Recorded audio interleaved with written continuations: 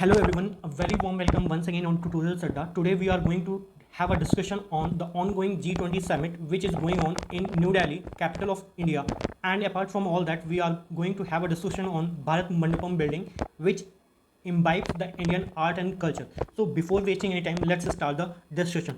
G20 summit क्या है? G20 summit एक 20 वेल्दी नेशन का एक ग्रुप है जो कि इंटरनेशनल इकोनॉमिक कोऑपरेशन से रिलेटेड इशू को डिस्कस करता है, जिसके माध्यम से हम ग्लोबल आर्किटेक्चर गवर्नेंस से रिलेटेड जितने भी इंटरनेशनल इकोनॉमिक इशू हैं उसको एक सिंगल प्लेटफॉर्म पे डिस्कस करते हैं। इंडिया G20 की जो प्रेसिडेंशियलशिप है वो 1 दिसंबर 2022 से 30 नवंबर 2023 तक एंजॉय कर रहा है और इसका जो मेन इवेंट है 8 सितंबर 2023 से 10 सितंबर 2023 तक होने जा रहा है दिल्ली के प्रगति मैदान में।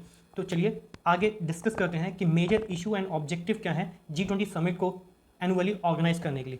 G20 समिट एनुअली ऑर्गेनाइज करता है on the basis of rotational presidential ship के बेसिस पे, जहाँ पे हम ब्रॉड मैक्रो इकोनॉमिक्स के साथ साथ अब बदलते समय में trade, sustainable development, health, agriculture, energy, environment, climate change और एंटी करप्शन जैसे मुद्दों को भी विस्तार से चर्चा करते हैं।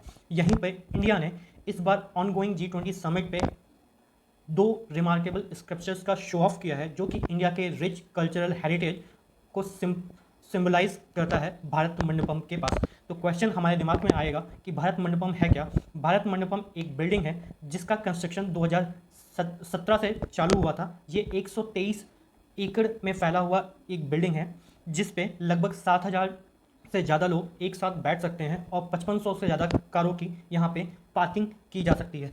इसको दिल्ली के प्रगति मैदान के अंदर ही बनाया गया है और यहाँ पे इंडिया ने अपने दो स्कल्पचर्स का शो ऑफ किया है भारत मंडपम में। इस बिल्डिंग का नाम इंटरनेशनल एग्जीबिशन कम कन्वेंशन सेंटर दिया गया है, जहाँ पे एग्जीबिशन, कॉन्फ्रेंस इत्यादि चीज़ों को ऑर्गेनाइज किया जा सके।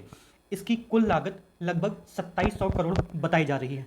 अब हम बात करते हैं जो दो स्कल्पचर्स को यहाँ रिप्रेजेंट किया गया है, उसमें पहला है द नटराजा स्कल्पचर। ये नटराजा स्कल्पचर लगभग 27 फीट लंबा है और इसका वजन 20 टन के अप्रॉक्सीमेट बताया जा रहा है, जो हिंदू टेम्पल के आर्किटेक्चर को स्पेसिफाई करता है। इसको बनाने में लगभग 3.25 लाख मैन आवर्स लगे हैं, जो कि एंशियंट हिंदू टेक्स्ट को स्कल्पचर्स के ऊपर इकोनोग्राफी को शो ऑफ करने का काम कर रहा है। इसको बनाने में 8 मेटल्स का यूज़ किया है जिसे हम अष्टधातु के नाम से जानते हैं, जो कि अपना अलग सिंबल मीनिंग शो ऑफ करता है। नटराजा स्कल्पचर को रिप्रेजेंट करने के पीछे लॉर्ड शिवा का जो कॉस्मिक डांस है सिंबलाइज करता है omni present and infinite nature of divinity को, उसको शो ऑफ करना है, जिसके माध्यम से हम सिंथेसाइज कर सकें अपने रिलीजन पे, फिलॉसफी पे, आर्ट, क्राफ्ट और साइंस को, जो कि हिंदू स्पिरिचुअलिटी को बढ़ावा देने जा रहा है। इसके अलावा जो दूसरा स्कल्पचर यहाँ पे शो ऑफ किया गया है वो है the Harappa dancing girl replica. इस वेन्यू के अंदर में लगभग 4,500 साल पुरानी हड़प्पा डांसिंग गर्ल स्कल्पचर को डिस्प्ले किया गया है। ये स्कल्पचर मोहनजोदड़ो एक्सकवेशन 1926 में जो हुआ था वहाँ के सिंधु सरस्वती सिविलाइजेशन को शो ऑफ करने का काम कर रहा है। ये रेप्लिका 5 फीट लंबी है और इसका वजन 120 किलो के आसपास बताया जा रहा है।